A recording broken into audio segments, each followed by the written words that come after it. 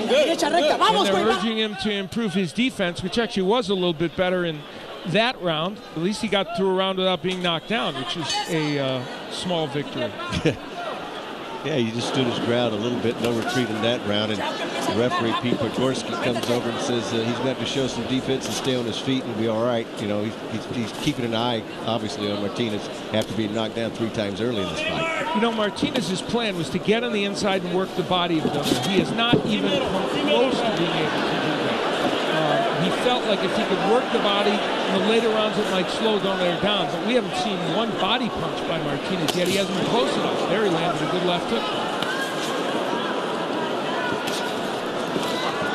Last 2 rounds, Donaire's gone back to working the jab. And there's the body punch out we're calling for. And Martinez may be able to find some sort of rhythm here and survive that onslaught he got in the first 2 rounds. And Pete Podgorski did not, there's that counter left hook by Donaire. He is so dangerous with that punch. It certainly will put you on the defensive before you throw a right out. Absolutely. You have to be really careful about how you're going to attack him.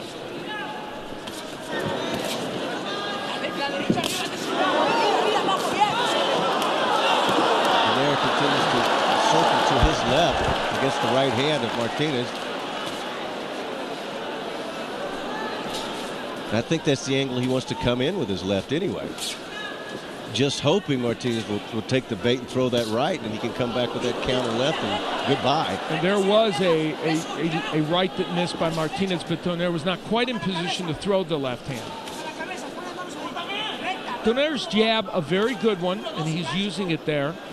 That's part of what makes this whole deal work. And there's the left uppercut again. And again, that punch is so good for Donaire. Sort of comes from about 45 degrees, not straight up, but it's a twisting thing that when it lands, it's devastating. And he talk about his legs, you know, and delivering and sitting down on it. There's a good combination right there. Martinez has had no answer. What Donaire does in this, you know, the reach is about the same. He's got a couple inches in height, and he fights tall. Donaire fights tall. That's part of the reason what makes him kind of a bad matchup for some of the other people in his division. Is what helped him in the Darchinian fight, because he fought tall and was able to counter Darchinian as he came in. And it's one of his big advantages. That and the jab and the counter punching makes him a tough. There's the uppercut. There's the uppercut. And the referee just ended the fight. Podgorski just didn't see Martinez doing anything at all. That's the 4th time he's been down.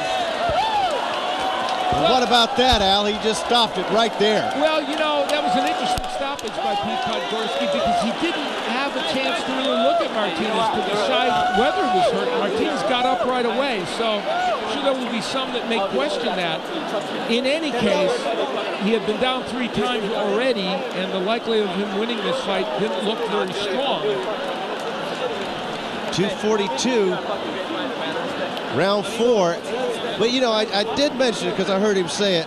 The referee comes over and says, I got to show me some defense. He's got to stay on his feet. So the first, I guess that's a warning. So the first time he got that uppercut, but he absorbed some big punches.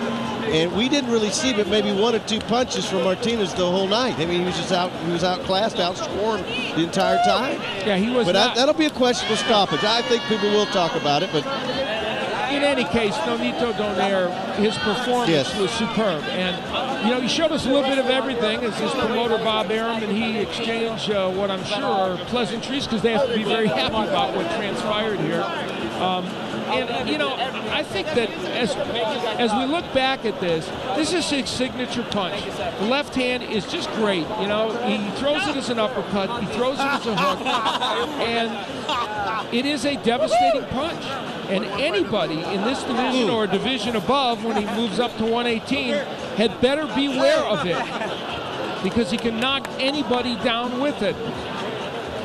And that's one of those punches delivered from about 18 inches. Now, I was watching Martinez making his case with the referee upstairs here about how he didn't want the stoppage, but you have to give the referee credit. I mean, he did come over. He did say, I got to see some defense. He's got to stay on his feet. This is a young fighter. He's 24-1 now. and you don't want him to get too much damage in this fight. He's going to have to regroup now after coming down here, not expecting to get blown out like he did by Donaire. But you got to give Donaire credit for doing what he did. You've seen the power. You've seen that he has all the different tools. He can box when he has to, but when you can land punches like that, that sort of an angular uppercut or a left hook uppercut, or even the one he hit Martinez with, and that's his left hand, and he's an orthodox fighter, you see the damage that he can do as he is acknowledging the crowd now that came out on a Sunday morning. It'll be interesting to see where he goes from here. And as Al was saying, look out for this guy on the way up. 112, 115, 118, maybe following the footsteps of Manny Pacquiao if that's possible, who's gone through every weight division imaginable. This is his third successful defense tonight. Very impressive. Martinez is waving the Filipino flag in acknowledgement of the champion and what he accomplished in the ring. A nice moment. Two great guys. I couldn't emphasize that any better. These are just two great people. And Donaire, obviously the dominant fighter. For the official announcement now, let's go up to Jimmy Lennon Jr. Ladies and gentlemen, we have the time of 2 minutes 42 seconds in round number 4.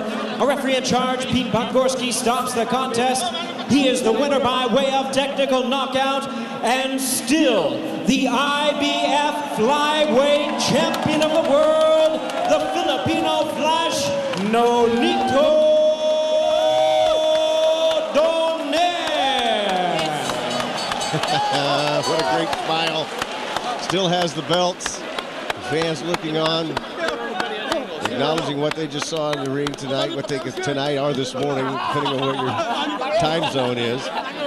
His third successful defense, and now you understand why he got the knockout of the year in 2007 against Victor Chinny. That happened in the 5th round. This would happen in the 4th tonight as the referee stopped the fight.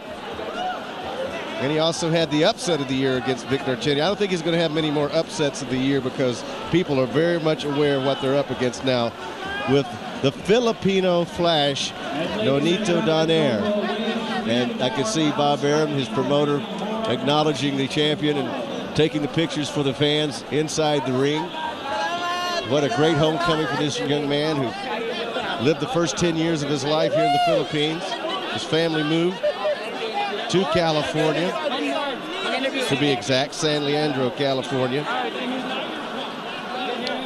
They made some personal decisions. His father, as far as we could tell, who was his trainer, was not here tonight.